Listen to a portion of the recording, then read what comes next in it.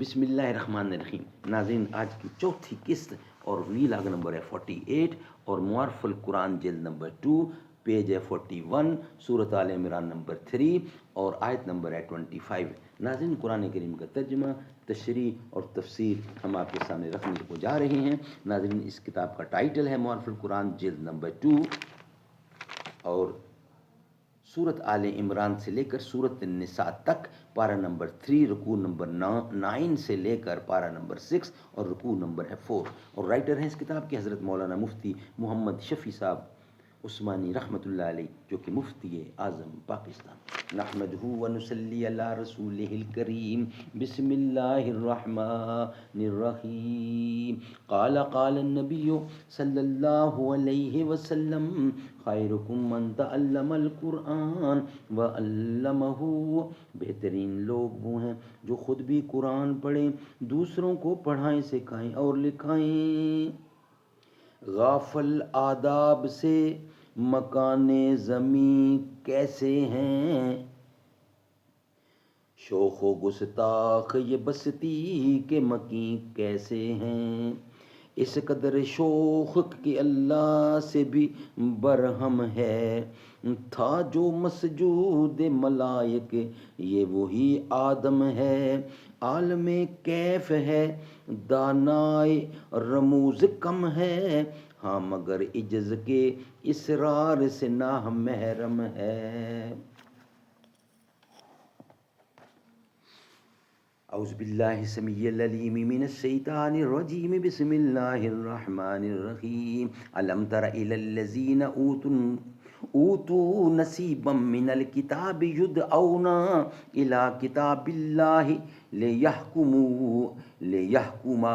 بینہم ثم یتولی فریق منہم وہم معرضون۔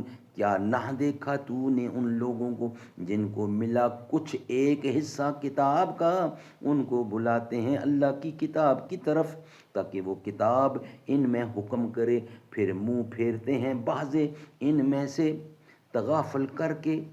ذالک بانہم قالوا لن تمسنا النار الا ایاما معدودات وغرہم فی دینہم ما کانوا یفترون۔ یہ اس واسطے کہ کہتے ہیں وہ ہم کو ہرگز نہ لگے گی آگ دوزخ کی مگر چند دن گنتی کے، اور بہکے ہیں اپنے دین میں اپنی بنائی ہوئی باتوں پر۔ فَكَيْفَ إِذَا جَمَعْنَاهُمْ لِيَوْمٍ لَا رَيْبَ فِيهِ وَوُفِّيَتْ كُلُّ نَفْسٍ مَا كَسَبَتْ وَهُمْ لَا يُظْلَمُونَ۔ پھر کیا حال ہوگا جب ہم ان کو جمع کریں گے ایک دن کہ اس کے آنے میں کچھ شبہ نہیں، اور پورا پاوے گا ہر کوئی اپنا کیا، اور ان کی حق تلفی نہ ہوگی۔ ناظرین، یہ تھا ویلاگ نمبر 48 اور چوتھی قسط ہم آپ کے سامنے رکھ رہے تھے، اور اب الحمدللہ یہ 40 نمبر کمپلیٹ ہوا، 48 نمبر۔ اب آپ کے سامنے ویلاگ نمبر آئے گا 49 اور قسط آئے گی 5ویں اور آخری جو ہم آپ کے سامنے رکھنے کو جائیں گے۔ یہ ہمارا 48 نمبر ویلاگ کمپلیٹ ہوا۔ نبی کے ساتھی تو ہیں ستارے، چمک رہے ہیں تھمک رہے ہیں، اے موتیوں کی لڑی صحابہ یہ کیا نگینے جڑے ہوئے ہیں۔ ہر ایک جہاں میں ہر ایک مقام پر نبی کے جھنڈے گڑے ہوئے ہیں۔ وہ جنگ خندق یا بدر و احد، تبوک ہو یا کہ غزوہ خیبر، جہاں